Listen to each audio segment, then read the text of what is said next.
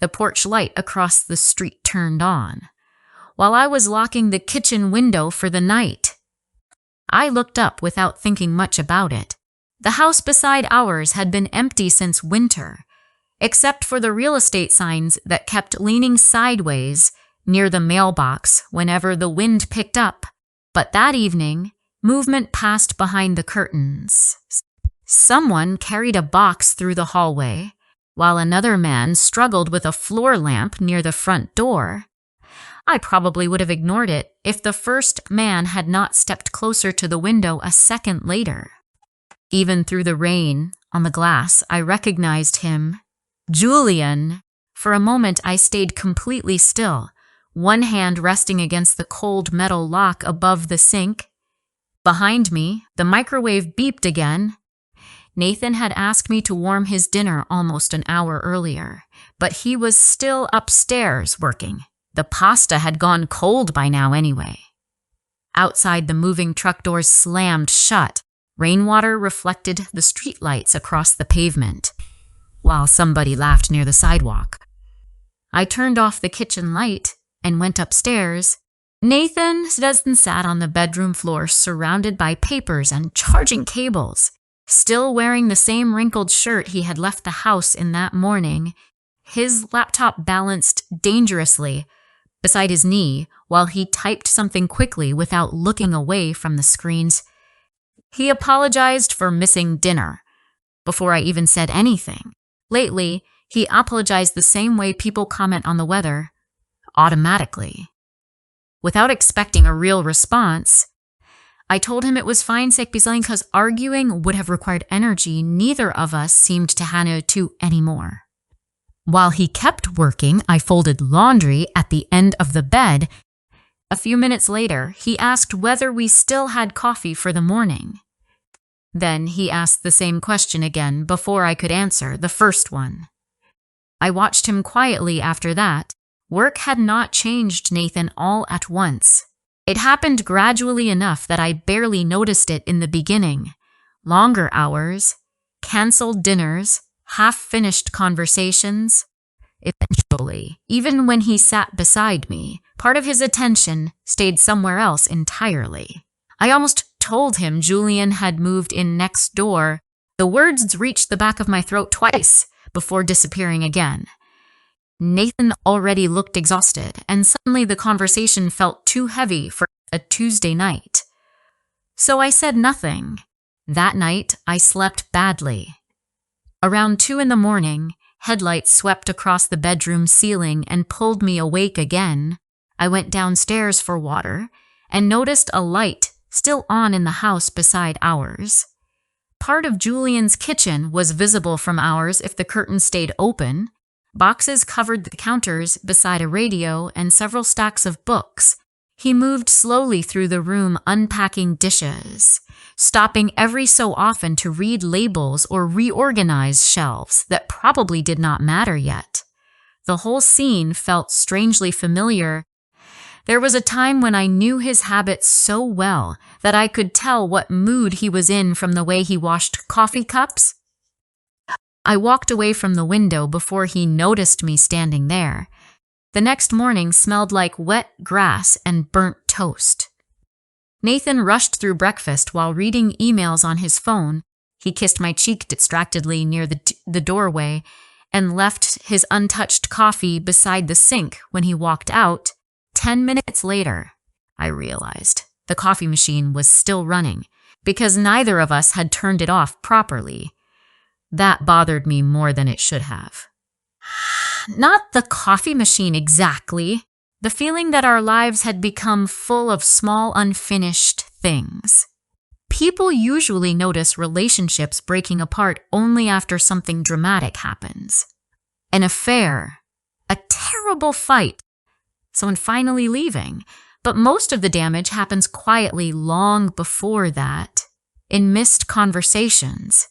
In routines that slowly stop including each other, I cleaned the kitchen slowly just to give myself something to do. Around noon, I carried a trash bag outside and nearly stopped walking when I saw Julian standing beside his car. He noticed me at almost the same moment. Rainwater dripped steadily from the garage roof between the houses, while we looked at each other for a second longer than strangers normally would. Then he smiled. Not warmly, not cautiously either, just surprised. I walked closer before I could change my mind. He said he never expected to find me living there of all places. I told him I could say the same thing. The conversation stayed careful at first, both of us speaking the way people do when too much history exists beneath ordinary words. He looked older now, though calmer somehow, less restless than he used to be. I noticed the wedding ring when he reached into the back seat for another box. He noticed me noticing it. Then, almost casually, he explained that the marriage had ended the year before. No dramatic story, no bitterness. Just a quiet sentence before he changed the subject. I told him Nathan and I had lived there for 4 years now. Julian nodded slowly, like he was trying to imagine that version of my life and could not quite fit himself around it. A delivery truck turned into the street behind us, breaking the moment before either of us had to say anything more. Personal, we talked another minute about the neighborhood before I finally went back inside. The entire conversation lasted less than 10 minutes. Still, I caught myself thinking about it while folding towels later that afternoon. Then again, while making dinner. That unsettled me. By evening, the rain had finally stopped. Cool air drifted through the kitchen window while I chopped vegetables at the counter. Around 7, Nathan texted to say he would be staying late again because something at work had gone wrong. I stared at the message for a while before setting the phone face down beside the sink. Then I ate dinner alone. Later, soft music drifted through the open window from Nextdoor. I recognized the song immediately because Julian used to play it during long drives when we were younger. Back then, he sang badly on purpose whenever he forgot the lyrics, mostly because he knew it annoyed me. Funny what the brain decides to keep. I closed the window harder than necessary. By the time Nathan came upstairs that night, he looked completely drained. He fell asleep on top of the blankets, with his glasses still on, and the laptop open beside him. Standing there in the dark bedroom, I suddenly felt less angry with him than I had earlier. He did not look careless. He looked tired in a way that made me wonder how long he had been struggling without admitting it. I covered him with the blanket carefully before turning off the lamp, but even after lying down beside him, sleep still refused to come easily. Because somewhere beyond the wall beside our house, a man I had once loved was unpacking his life, only a few steps away from mine. Before I share the rest of story, I need to know, where are you listening from? I would love to hear from you. For the next days, you settled into a rhythm I did not entirely trust. Nathan left early every morning, carrying the same leather bag and unfinished exhaustion with him. Julian appeared outside at random hours, unpacking furniture, repairing things around the house, or standing on the porch with coffee while the neighborhood slowly woke up around him. And somewhere between those routines, I kept catching myself paying attention. Thursday evening, one of my grocery bags tore open halfway up the driveway, oranges rolled across the wet pavement, and a jar of pasta sauce tipped dangerously near the curb before somebody caught it first. By the time I looked up, Julian was already crouched beside the driveway, gathering the rest. I laughed out of embarrassment more than anything else, and apologized for carrying too much at once. Rain had started again, light enough to blur the streetlights without becoming a real storm. Yet, he carried 2 big siphons to the porch before I could object. Inside, the kitchen looked exactly the way I would have preferred a stranger not see it. Laundry sat unfolded on one chair. Unopened mail covered half the counter, and one of Nathan's coffee mugs still rested near the stove from that morning. Julian set the groceries down carefully without commenting on any of it. Still, I became suddenly aware of the life around me, the routines, the unfinished tasks, the tiredness hanging quietly in every room. His eyes paused briefly on the framed wedding photograph near the refrigerator. Nathan and I looked impossibly young in it. We were laughing at something outside the frame, still close enough then that neither of us had learned how silence could slowly settle inside a marriage without anyone noticing immediately. Julian looked away first. He thanked me for the coffee I had not offered and stepped back toward the door before the moment could become uncomfortable. But after he left, the kitchen still felt different, somehow. That night, Nathan came home close to midnight. He looked distracted even while apologizing, pacing through the bedroom, searching for a charger that had been sitting beside him the entire time. I watched him check the same pockets twice, before finally noticing it near the lamp. Halfway through talking about a client presentation that had gone badly, he stopped suddenly and looked at me properly for the first time all evening. Then he asked if I had changed my shampoo. The question caught me off guard enough that I laughed. I told him yes. For a second, it almost felt like an old version of us again. Small observations, familiarity, attention. But then his phone rang from the bathroom counter, and whatever moment had almost appeared between us disappeared just as quickly. I lay awake longer than usual after he fell asleep. The difficult thing about loneliness is that it becomes easier to justify over time.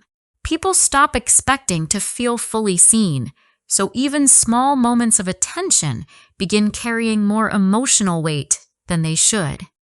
That realization unsettled me because I knew exactly where it could lead if I stopped being careful. Saturday morning, I woke to the sound of wood hitting concrete outside. Julian was repairing part of the fence between our yards that had loosened during the storm. Earlier that week, I carried coffee onto the patio mostly because the weather was cool and the kitchen suddenly felt too quiet. He looked up when the sliding door opened.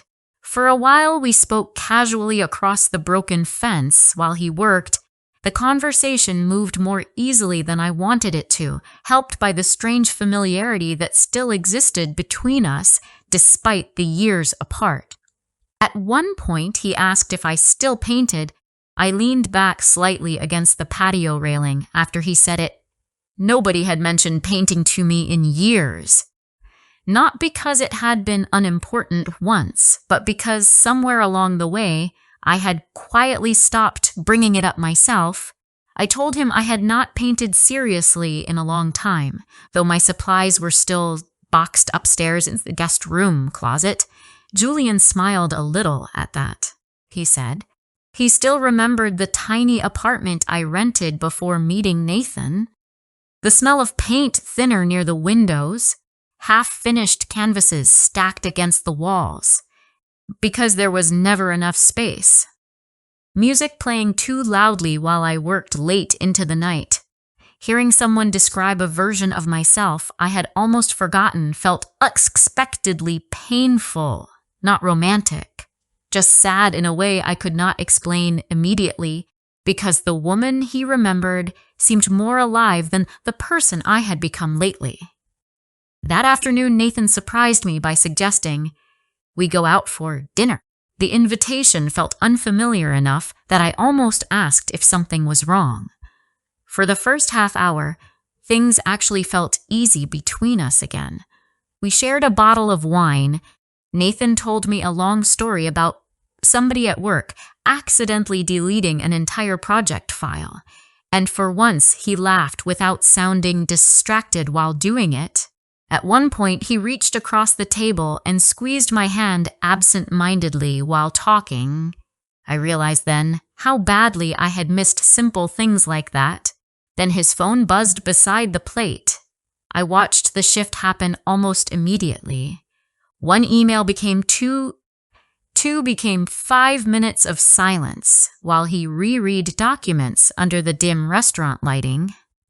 Eventually, he apologized without looking up fully. Already halfway lost, back inside work again, Nathan noticed me pulling away before the evening ended.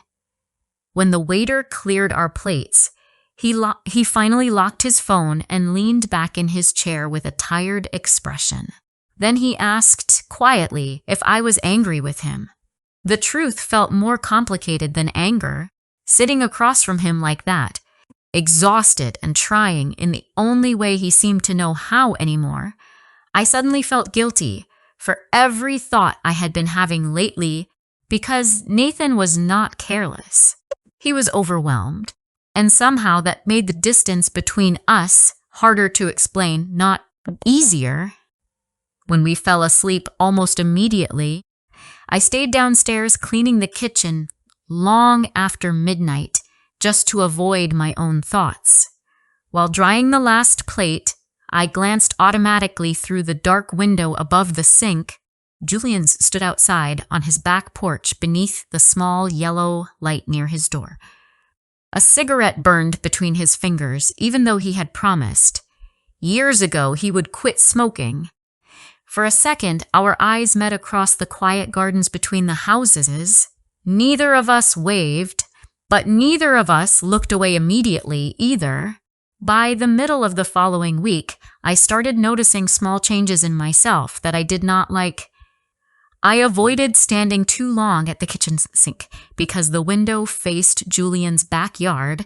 I kept the bedroom curtains closed more often. Sometimes I even waited a few extra seconds before checking the mail if I heard movement outside Nextdoor. None of it felt dramatic. That was the uncomfortable part. Most bad decisions do not begin with intention. They begin with small allowances people barely notice while making them. Nathan noticed my mood before I realized how obvious it had become. One evening, he looked up from his laptop and asked if something had happened at work. Because I had seemed distant lately, I almost answered honestly. Instead, I told him I was tired. That answer had become far too easy between us. A few days later, Nathan left for a conference in Chicago. He packed in a hurry, moving between the bedroom and bathroom while answering emails on speakerphone. At one point, he stopped beside me in the kitchen and apologized again for how distracted he had been recently. This time, he sounded sincere enough that it made me feel worse. Instead of better, after he left, the house became painfully quiet. Rain started sometime after sunset. I made tea, turned on the television for background noise, and spent most of the evening pretending to pay attention to a movie I would not have remembered. 10 minutes later, around 9:30, someone knocked softly at the front door. I already knew who it was before opening it. Julian stood outside, holding a covered bowl, with steam escaping from beneath the lid. Rain darkened the shoulders of his jacket, and his hair looked damp from the walk across the yard. He said he had made too much soup, and remembered I used to like that recipe during winter. The familiarity of the sentence unsettled me immediately. I should have thanked him and ended the conversation there. Instead, I stepped aside and let him in while I found bowls in the kitchen. At the time, the decision felt harmless enough to explain away. That frightened me later. We sat at the counter eating soup while rain tapped softly against the windows. At first, we talked about ordinary things. A bookstore downtown that had recently closed. The traffic near the highway. How strange it felt getting older and realizing familiar places could disappear without warning. Eventually, the conversation drifted toward the years after our breakup. Not dramatically. Neither of us spoke like people reopening old wounds. It felt quieter than that, more honest. Julian admitted there had been months when he almost contacted me after moving away, but never knew whether hearing from him would make my life harder. I told him there were songs I still skipped automatically without thinking, because they reminded me too clearly of certain years. At one point, he laughed about an old road trip where we got lost for nearly 5 hours because he refused to ask for directions. I laughed too before realizing how long it had been since something felt that natural. The room slowly became too comfortable. That was the real danger. Loneliness changes people carefully. After enough time, attention begins feeling intimate. Familiarity begins feeling safe. And once that happens, people start crossing emotional lines long before they recognize what they are doing. At some point, Julian asked whether I was happy with Nathan. The question settled heavily between us. I looked down at my hands before answering, because suddenly I understood there was no harmless response anymore. Finally, I admitted I did not know. Saying it out loud made something inside me feel painfully real for the first time. Julian stayed quiet after that. Then he said relationships sometimes fade so slowly that people do not notice how unhappy they are until somebody else sees it. Immediately, part of me hated hearing that because part of me recognized the truth inside it. The silence between us changed after that conversation. Not awkward exactly. Just more aware. Julian carried the empty bowls toward the sink, and when he stepped back beside me, I could suddenly feel how close we were standing. Nothing happened. But for one brief moment, I understood how easily something could have, not because of passion, because of comfort. Because two lonely people had spent weeks circling around feelings neither wanted to name directly. I stepped back first. Julian noticed immediately. To his credit, he did not try to argue or turn the moment into something larger. He simply nodded once and apologized quietly for making things more complicated. A few minutes later, he left. I locked the front door behind him and stood alone in the hallway, listening to the rain for a long time. The house felt different now, as though some invisible boundary had almost disappeared completely. Upstairs, Nathan's side of the bed remained untouched. I sat there in the dark thinking about the past year of my life, about all the conversations Nathan and I never finished, about how easy it had become to avoid difficult truths by hiding inside routine instead. Somewhere in the middle of that silence, I realized I had spent months waiting for Nathan to notice my loneliness without fully admitting it myself first. Avoidance had damaged us as much as distance had. Nathan came home the following evening looking exhausted. His suitcase rolled unevenly across the hallway floor while he loosened his tie with one hand. But when he saw me still awake in the living room, something in his expression softened immediately. Before work could interrupt him again, I asked him to sit down, and this time, we finally talked honestly. Not perfectly, not dramatically, but honestly enough to matter. I told him I missed him even while living beside him. I told him our marriage had started feeling more like responsibility than connection. Nathan listened quietly through all of it, without checking his phone once. Then, after a long silence, he admitted he had felt himself disappearing too. People often think relationships end because of one terrible mistake. Sometimes they weaken through smaller things instead. Exhaustion, silence, the habit of assuming there will always be more time later to reconnect. That night we stayed awake until almost sunrise, talking through things we should have said months earlier. At some point, I noticed the porch light next door finally turn off. I looked at it for a second through the bedroom window. Then I closed the curtains and turned back toward my own life. If this story touched your heart, don't forget to like, subscribe, and share your thoughts in the comments below. And tell me honestly, what would you have done in Claire's place?